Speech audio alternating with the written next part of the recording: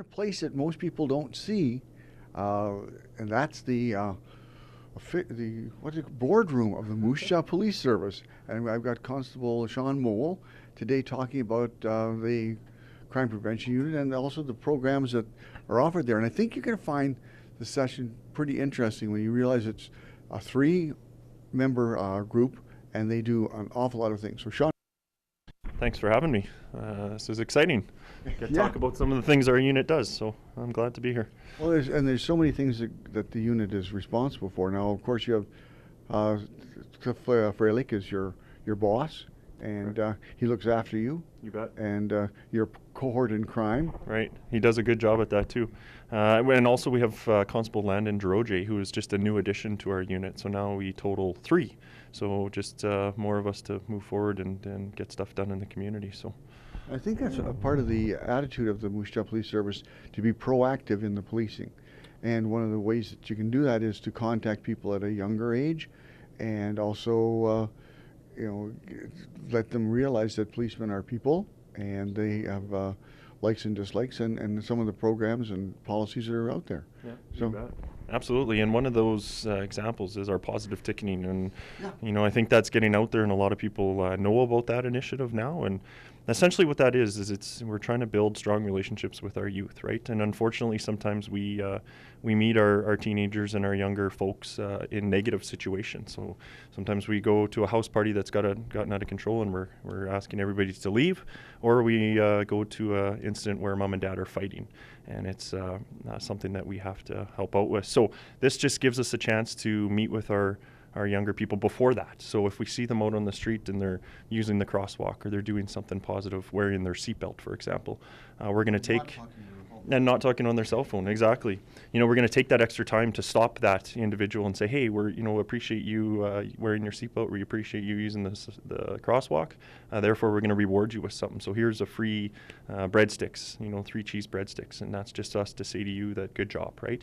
And that gives them also the opportunity, gets us out of the police car, but it also gives them the opportunity to talk with us and to ask us questions about maybe something that's happened in the past or whatever that might be. But essentially, it's breaking down barriers and building strong relationships. So, you have anybody just circling the block, doing good things, trying to get you to notice them? It's now that I think we're about our 3rd year in.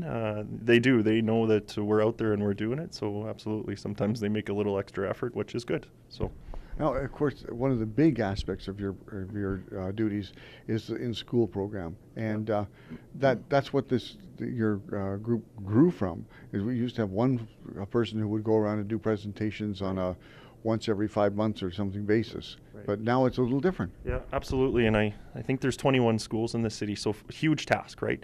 And what our unit is trying to do, or what our goal is to try deal with all the incidents within the school. So first of all, so they know they have one person that they know, and you build that relationship with the staff and the students, so they're always, speaking to the same officer or an officer that they know. But secondly, now that we've got an extra body, it's just so nice that we can spend more time in the school. So we're actually set up where, we're rotating every 3 weeks, but we're spending the whole day in the school.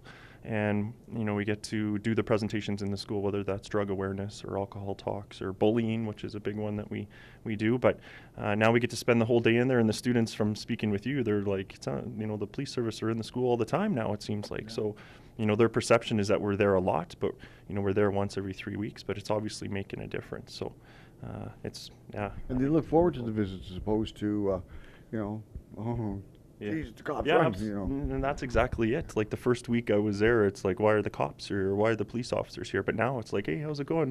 We know you're coming now, and we know you're here. So, it's changing the attitudes and changing their perceptions. So it's good. Now, that's not all you do, though, because you're also responsible in one small part where the K9 unit comes under the control of your sergeant. Right. Yeah, absolutely. K9 is out of our unit as well. So our unit's called the Community Programs and Safety Unit. So we have 2 K9 officers that work out of our unit as well. We also have the Identification Unit that works out of our office, and then Victim Services is also out of our office. So, yeah, lots going on. Yeah, and all positive things. Like Victim Services, I know, has been in place for quite a few years now, but it's something that people never used to think about. They always, it was the criminal and the police and that conflict or that resolution.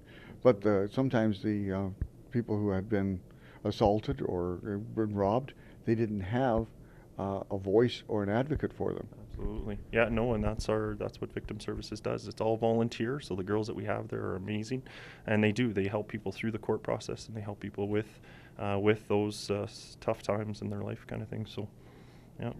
Good. Well, and we had a list of like 12, 13 things. Yeah. It was amazing.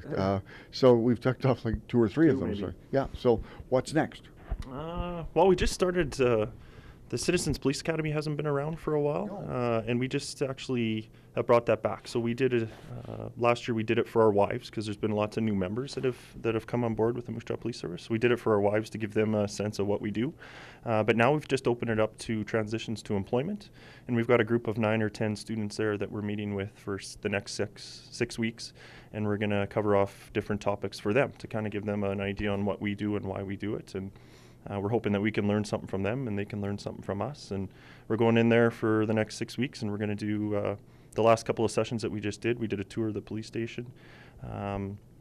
We've had K9 come in and do a demo. We're going to do some firearm stuff with them. They get to shoot? Yeah, we're gonna have them come down and have some fun and show them exactly what we do. You know, we're not giving them the caramel secret by no means, but we're explaining to them what our job entails and why we do what we do. So it's it all comes down to proactiveness, right? Meeting with the kids and building those strong relationships. So it's gonna be great. It's been lots of fun so far. I was looking at your list of things that kids bring up as topics, right? And of discussion, and there's a variety of things that people want to know about. You wouldn't expect maybe that kids would be interested or concerned about. And so how does sometimes they come out of left field with you, and how do you deal with that? Yeah, oh, absolutely. You get that's policing for sure. It's described as 98% boredom and 2% sheer terror. And some of the questions you get thrown at you too, you're like, So the questions we get is, what is the absolute worst call you've been to, or have you ever used your firearm? And so those are the ones that seem to come along quite often and from the groups. But most of the time, it's good questions related to the topic. So if I'm talking about drug awareness, they're focused on that. And I always take time at the end of my presentations too to talk about my equipment and explain to them, when do we use the ASP and when do we use pepper spray and that sort of stuff. So try to keep it interesting and fun for them. What's the first word you said? ASP. An ASP. Yeah. What's an ASP? So that our senior members would refer to it as a billy club. That was used a long time ago, but now they're given a fancier term. So it's essentially a stick. A weighted stick. Weighted stick, yes. So. And of course, again, people should know too that the police just aren't given the stuff and said, "Here, go."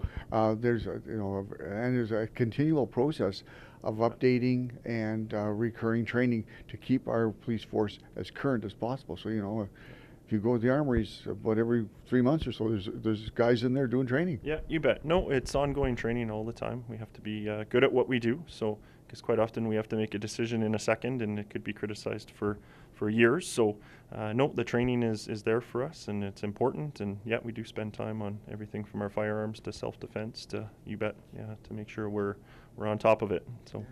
Yeah, and qualification on your firearms is quite a big pride thing amongst the members of the force. Sure. Yeah. You've got some real accurate shooters on this police force. For years, some names always pick up. Yeah, absolutely. We'll have to get you down there one day and see how you shoot. Oh. Rifles are okay. Oh, okay. Pistols, not so much. Not so much. Yeah. So now we've touched on like 3 or 4, and we're into our last 3 minutes. So pick out some important points here, John. Goodness. So we look after traffic initiatives as well. So I guess that's important now with the Christmas season coming up. You're going to see us out in, obviously we do kind of 2 different traffic initiatives at this time of year. We do a mobile patrol. So we partner up with SGI, and they allow us to put out extra members during the peak hours of when suspected impaired drivers are out and about. So what we do is we get 2 members to go out in a car, and they're just solely looking for impaired drivers. They're not doing any calls for service, and they just want to get those people off the road to ensure that our roads are safe. But then we also do a high visibility stop check, which is great for the public to see that we're out there and we're working, right? So, and those include where we'll get 4, 5, 6 members and get cars pulled into a certain safe area, and we'll have registration and driver's license checks and get to meet with the community. And actually the next one that we just set up with the SAD program at Vanier. They're going to have a group of students of 6 to come out with us, And after we check the people, and if they're sober and there's no other issues and they're going to be sent on their way, we just ask them if they could, if a girl from the SAD program could have 5 seconds of their time, and they always absolutely. And what those guys and girls do is they just say thanks for not driving impaired. Here's a ribbon, and have a good holiday. So it's a great program that we get the police and the SAD group to come together and have one common goal. So that proactive stuff, and according Absolutely. to the citizens of Moose Jaw in the recent survey, they're very happy with the police service. Yeah, I think so. Absolutely. Yeah. Well, you got time for one more. That's it. One more. Pick out your zinger. So we also sit on a bunch of boards. I guess I sit on a board with you. So the youth sub group board we sit on, but I also sit on the school community council for Phoenix Academy. So we get to do really cool things there. We're trying to plan camping trips and fundraiser things for all sorts of different things. I sit on the Gammon at Bet board, cultural relations board. Sergeant Cliff Fralick, my boss, sits on the traffic committee, so there's always things going on there. So that's part of our unit's job too, is we sit on lots of community boards and are involved that way. So Community is in the title of the of the unit. So, absolutely. So Sean, thanks very much for talking to us today, and I'm glad that that the police are having the success that they are in the community, and that hopefully citizens who are watching, they get a chance to talk to you guys. I think they'll find you very engaging and personable people. Cool. Well, thank you for having me.